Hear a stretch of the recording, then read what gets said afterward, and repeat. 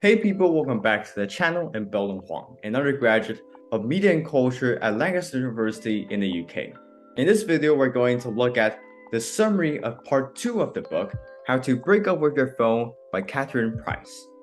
Oh, before I actually start with part 2 of the book, I just want to apologize to you guys that, stupid me, I forgot to do chapter 4 last week in my previous video because I thought in my first episode I did chapters 1 to 4, but actually I only did chapters 1 to 3. Which made me forgot last time. And so today in this video, we're going to start with chapter 4 and then we'll move on to part 2. Oh, and just one more thing before I actually start with my summary, I would like to show you guys, or to those who are new here, how I do my summaries. So normally, my summary would be separated into 6 parts. Firstly, the book in 3 sentences, how I discovered it, who should read it, how the book changed me, my topic quotes of the book, and finally, my summary and notes section. As for those of you who are curious on what I said exactly in those sections that I just illustrated to you guys, feel free to check out this video over here. And besides that, for those of you who are new here, feel free to pause this video and check out the previous videos that I did for this book, also right over here, to understand how our phones are affecting us, our body and our mind negatively, as well as on our daily life. And now, done with all the talking, let's move on to chapter 4. Chapter 4. Why social media sucks. One thing that is taken away from us as soon as we made the decision to start scrolling on social media is our attention. We could only pay attention to what we pay attention to, and that is only on one thing. And along with the loss of attention is time. Time to spend time with our friends and families, time to do work, and time to achieve our goals. With all the functions that are mentioned in my summary of the chapters before, social media not only drags our attention, but it keeps us coming back for more. Studies have shown that mobile phone screen time is closely related to our feelings of satisfaction. Teenage behavior has changed drastically since 2007, the release of the first ever mobile phone, including time hanging out, getting a driver's license, dating, having sex, sleeping, and feeling lonely. Depression and suicide rates have exploded too. Social media oftentimes ask us for our personal information, but besides that, we are deliberately, unknowingly, however, constantly giving to them through our searches, feeds, and posts. It may even know your income and what you bought with your credit card. Social media and the internet are only going to feed you things that you've liked, searched, posted, or essentially things that you may like. With all of that, media app companies are then able to feed you information that you're interested in, creating a bubble of information that you receive, which is distinctive from person to person. Therefore, nobody is then able to know what is the truth anymore. In this video, we're going to look at specifically Week 1, Technology Triage, of Part 2, The Breakup. And in my 3 videos after this one, we're going to look at Week 2, Week 3, and Week 4.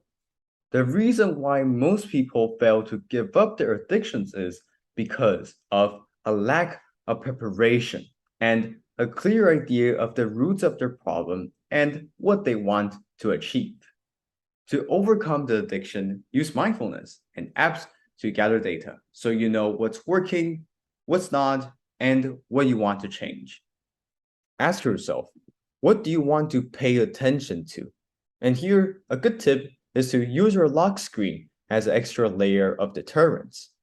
Then plan a day to start the breakup, and according to Catherine, the author of the book, the trial separation will be on the 3rd Friday evening to Saturday evening. Day 1, download a tracking app. Ask yourself, how many times a day do you think you pick up your phone, and how much time do you think you spend on your phone per day. But don't do anything yet, we're just gathering data.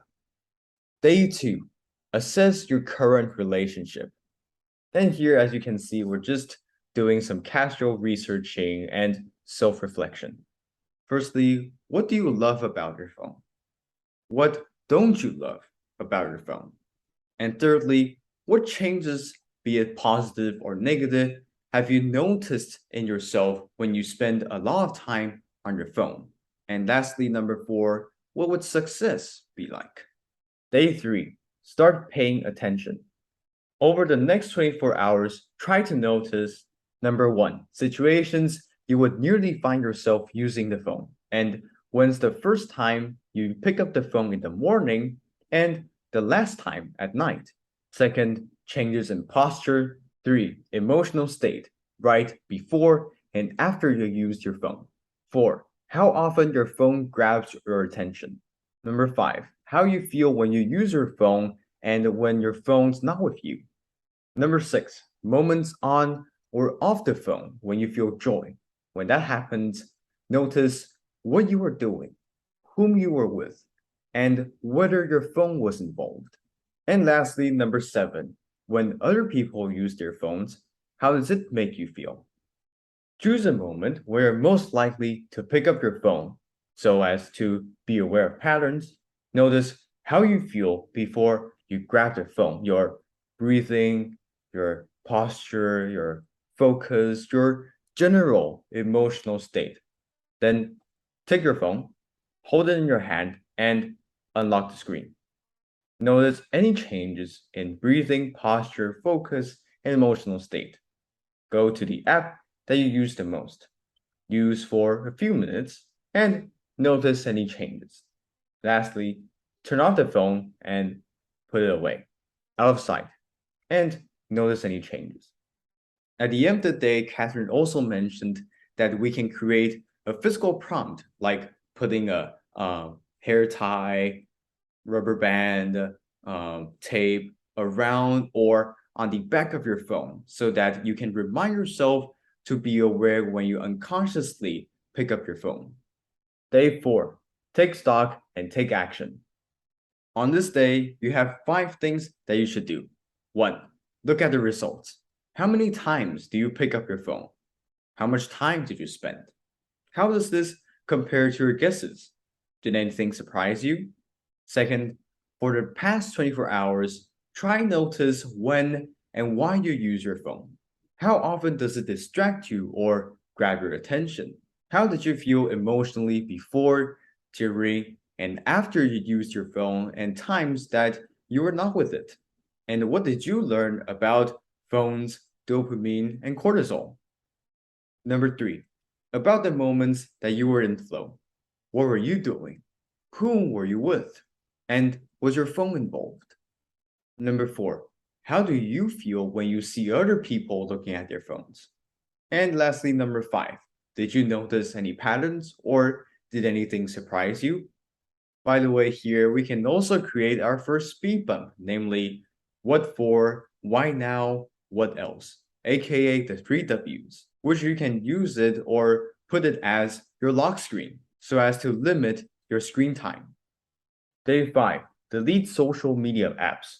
How do you delete social media apps? Very easy, really simple. First, you just need to ask yourself, which social media apps do you use the most? How much money are you willing to pay for using it a week?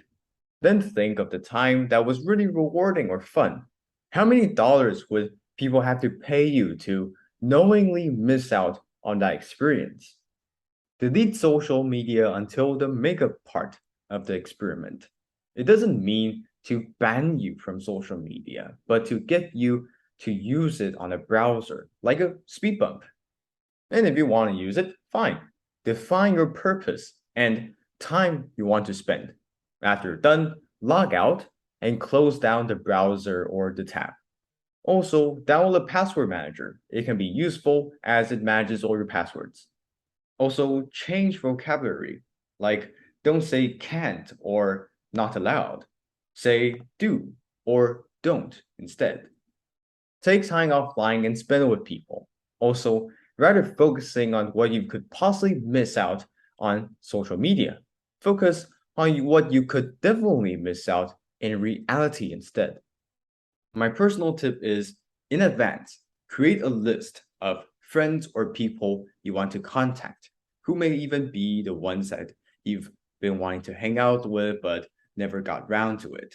And a list of activities that you want to do or have been wanting to do. We will talk more about this on day 6. Day 6, come back to real life. Also really similar to my tip. Ask yourself, I've always loved to. I've always wanted to. When I was a kid, I loved to. If I have more time, I will want to. The activities that get me into the flow are people I want to spend more time with. Then use these answers for those 6 questions that you ask yourself to make a list of fun activities that you could do so that you could be doing these activities during your free time, not using your phone. And here we are at the last day of the week, day 7, get physical. Do something physical and enjoyable, and make your blood flow to strengthen your cognitive control. In day 7, Catherine also says it's really useful. It can be really useful if you buy yourself an alarm clock, so you don't have to use your phone for it.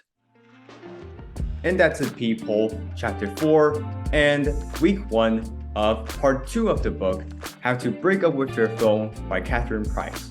And don't forget to check out the previous episodes I did for the book, which you will learn how our phones are affecting us, our mental and physical well-being, as well as on our daily life.